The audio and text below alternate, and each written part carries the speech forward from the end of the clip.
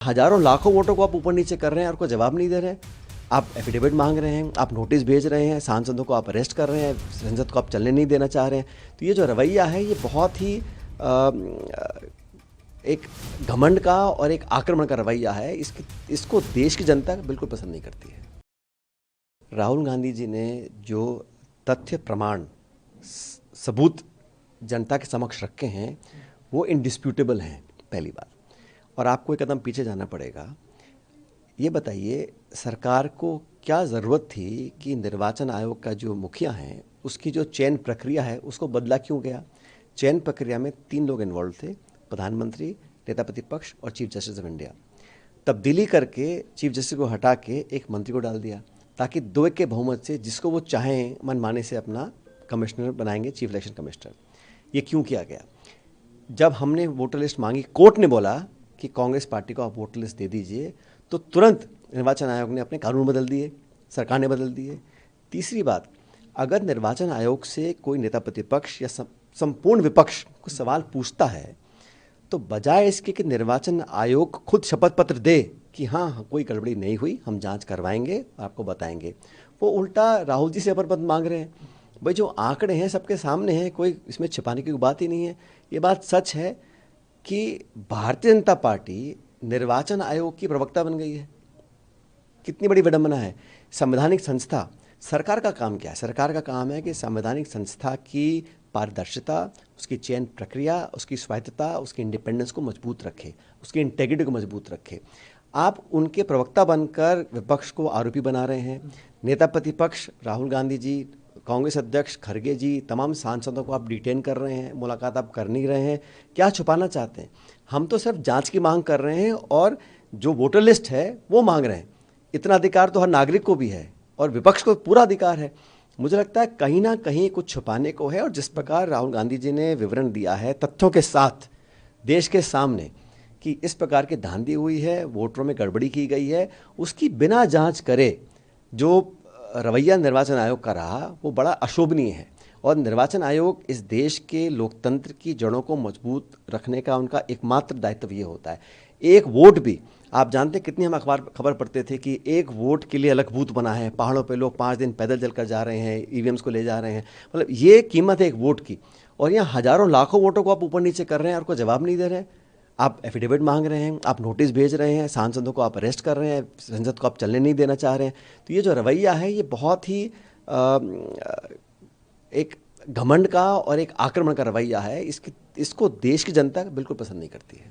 महाराष्ट्र, राजस्थान, कर्नाटका, राहुल गांधी ने कुछ राज्य ऐसे हैं जिनका जिक्र किया कि यहाँ पर जो है वोट चोरी हुई है।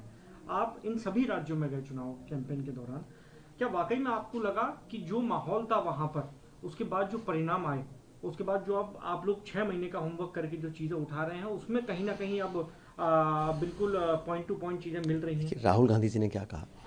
उन्होंने कहा 6 महीने दर्जनों लोगों ने बैठ के एक एक पन्ने को खंगाला है, आंकड़ों को मैच किया है, फोटो, वोटर आईडी, अते पते चेक करने के बाद पता पड़ा कि लगभग 20% वोट या तो डबल थे या फर्जी थे या उनके एक मकान में 100-100, 200 लोगों के वोट रजिस्टर्ड हैं। ये सब गलत है। इसको कहीं ना कहीं मैनेज किया है, किसी के पक्ष में किया है। राहुल जी ने कहा इसकी जांच करिए। यही तो कहा कि भाई इन वोटर्स के नाम जोड़े गए, काटे गए, डिलीट किए गए, दुगने तिगने करे गए, इसकी जांच हो, तथ्य हम दे रहे हैं। निर्वाचन आयोग को इसको एक्सेप्ट कर कर जांच करानी चाहिए थी। और अनेक राज्यों में, और जैसे राहुल जी ने कहा कि पूरे देश में सिर्फ एक सीट का उन्होंने 6 महीने में पूरा डाटा निकाला है। और आप सभी जानते हैं कि जो लोकसभा का चुनाव थे, जो लोग 400 पार की बात करते थे वो 240 बैठक गए थे। और 20, 30, 40 सीट ऐसी हैं। हमारे जयपुर ग्रामीण की सीट राजस्थान में 1600 वोट का डिफरेंस है, 1600 वोट का। रिकाउंट किया नहीं, पोस्टल बैलेट को रिजेक्ट किया गया, तमाम तरह की कोशिश की गई।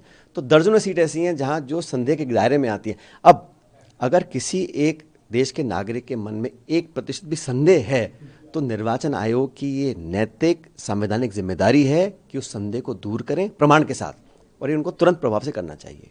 आप लोग गलत हैं, भ्रम फैलाते हैं, जवाब नहीं देते हैं अगर चुनाव आयोग की, सब बीजेपी की तरफ से कहा जा रहा है।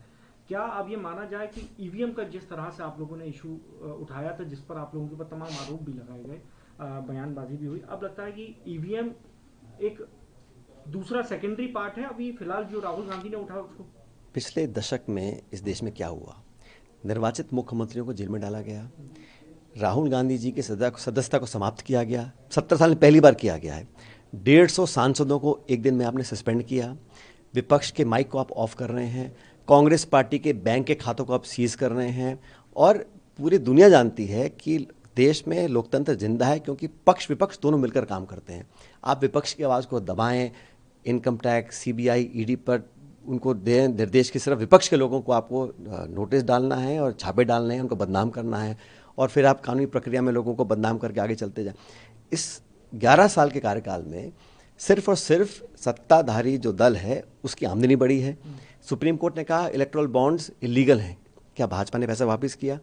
तो ये जो बात करते हैं विपक्ष के ऊपर, उनको अपने गिरबान में झांक के देखना चाहिए। घुसपैठियों का एक बड़ा मुद्दा है सर, बार बार आप लोगों के ऊपर लगता है कि आप लोग घुसपैठियों के वोट से ही जीतते हैं, क्या सच्चाई? क्योंकि राजस्थान एक बॉर्डर क्षेत्र है सर। भारत सरकार को पिछले 11 साल से तो बीजेपी चला रही है, क्यों ना वो एक श्वेत पत्र जारी करें कि ऐसे कितने इलीगल एलियंस हैं जिनको उन्होंने भारत से बाहर निकाला है।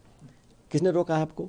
मैं तो कहता हूं जो भारत का नागरिक नहीं है उसको यहाँ पर वोट देने का अधिकार होना ही नहीं चाहिए, एक कानूनी अपराध है, हम सब उसके खिलाफ हैं। लेकिन सिर्फ भाषण देने के लिए, सिर्फ लोगों को आरोपी बनाने के लिए आपने 11 साल में कितने ऐसे लोग हैं जो बाहर देश के नागरिक नहीं हैं और वोट आपने उनको यहाँ से बाहर निकाला है? मंत्रालय को जारी करना चाहिए आंकड़ा, हम तो पक्ष में हैं।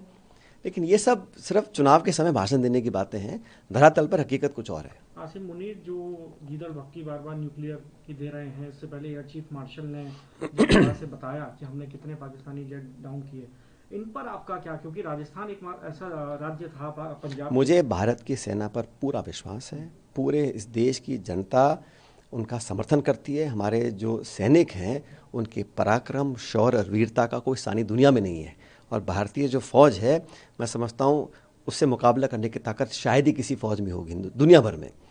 और लेकिन जो पाकिस्तान के जो आर्मी के चीफ हैं उनके इरादे इतने बुलंद हो रहे हैं क्योंकि उनको पनाह और ताकत कहीं और से मिल रही है।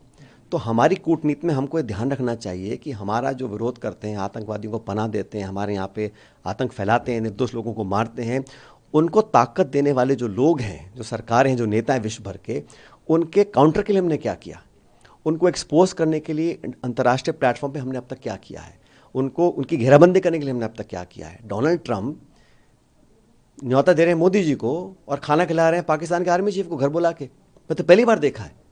और दर्जनों बार ट्रंप बार बार बोलते हैं कि मैंने संधि कराई है, मैंने सीजफायर कराया है, और हम लोग एक बार नहीं बोल पा रहे कि ये झूठ बोल रहे हैं डोनाल्ड ट्रंप। डोनाल्ड ट्रंप अगर गलत बोल रहे हैं तो एमईए का एक प्रवक्ता ही सिर्फ उनका खंडन कर सकता है क्या? भारत के सर्वोच्च पद पर बैठे लोगों को बोलना चाहिए कि डोनाल्ड ट्रंप जो बोल रहे हैं बिल्कुल गलत है, ऐसा नहीं हुआ।